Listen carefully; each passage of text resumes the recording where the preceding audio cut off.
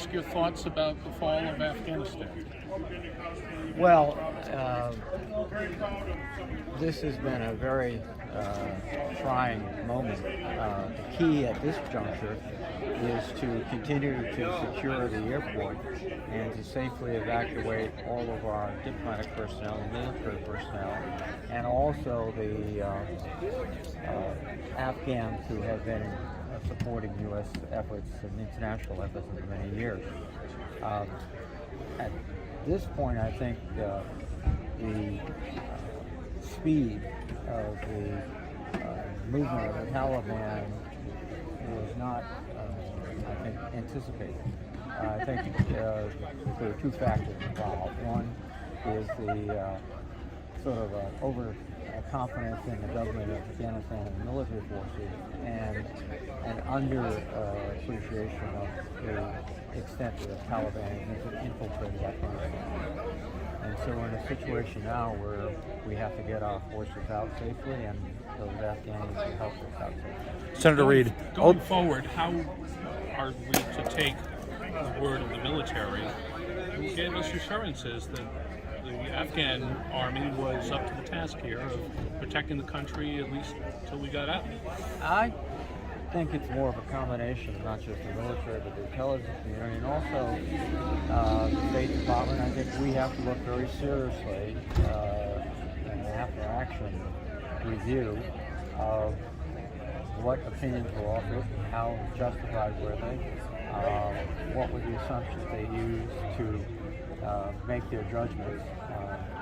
But I think one aspect of this should be very clear is that particularly after President Trump signed the Doha Agreement and set a deadline for us to get out without any real condition, I don't think President Biden had the range of options he would have had without it. And I think, frankly, had we ignored that agreement, the Taliban would have begun attacking our forces directly, and we would have been in a situation of sustaining casualties, and also facing a situation of putting more troops in just to defend ourselves.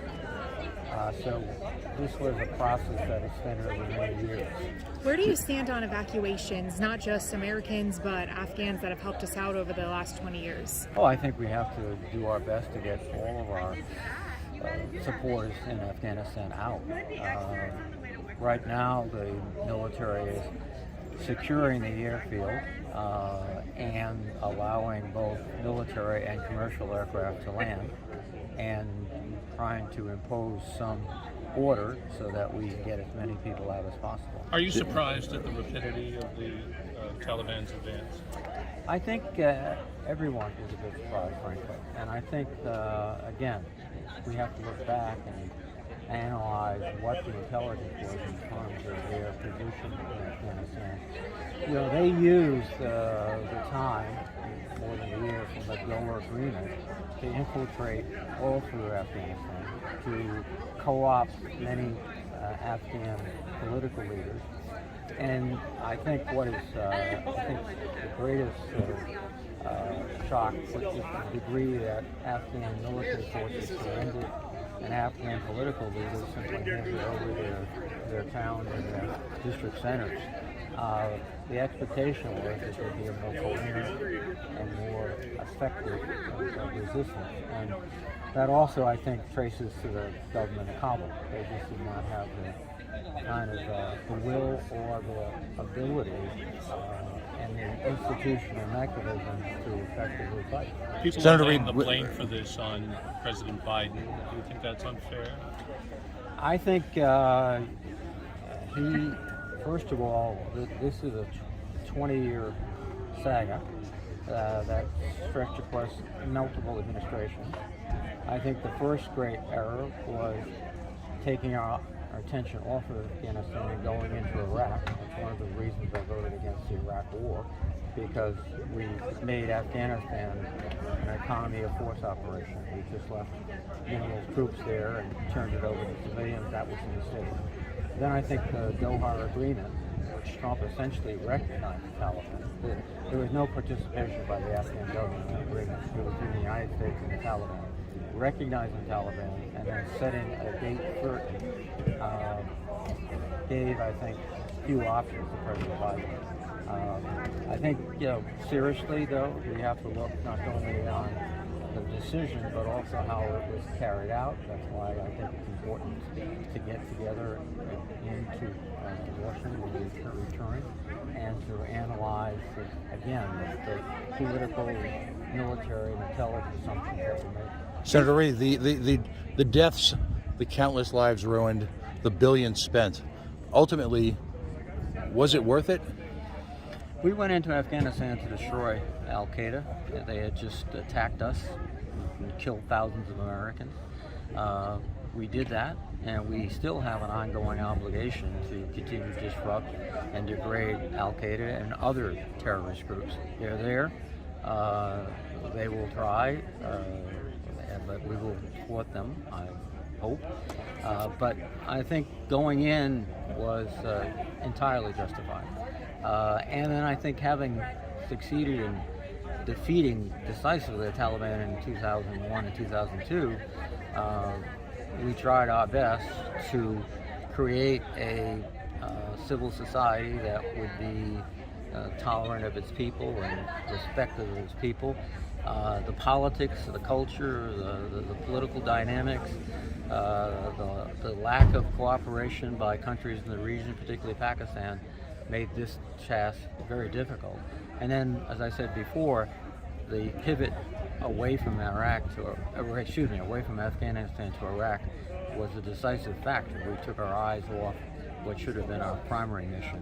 Senator Reid, years ago, we had something called the Colin Powell Doctrine, which talked about, post-Vietnam, an orderly entrance into a theater of battle based on a particular objective and a particular level of engagement. Yet we seem to have forgotten that over the last 15 years. How many more times will America repeat the mistakes of Vietnam and now Afghanistan? Well, I think the situation in Afghanistan was somewhat different. We had a country that had sponsored and supported terrorists that actually attacked the United States. That was not the case in Vietnam. That was not the case in any other circumstances I could think of. And we went in there with that purpose.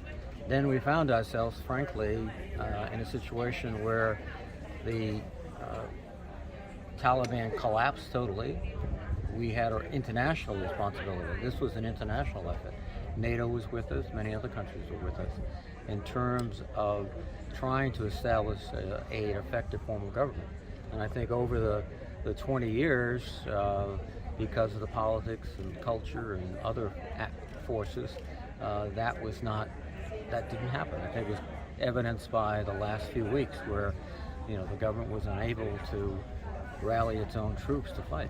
Is there a concern for national security moving forward here? What would you tell people?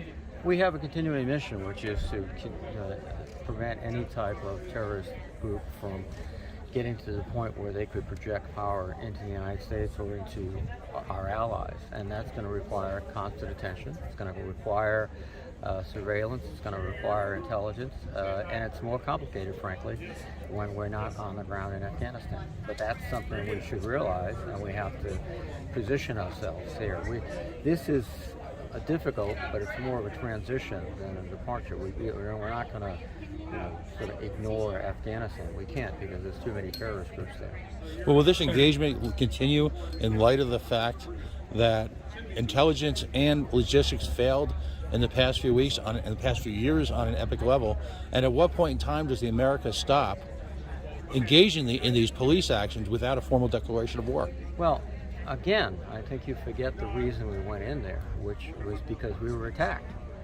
And they were the government and the area that supported that attack.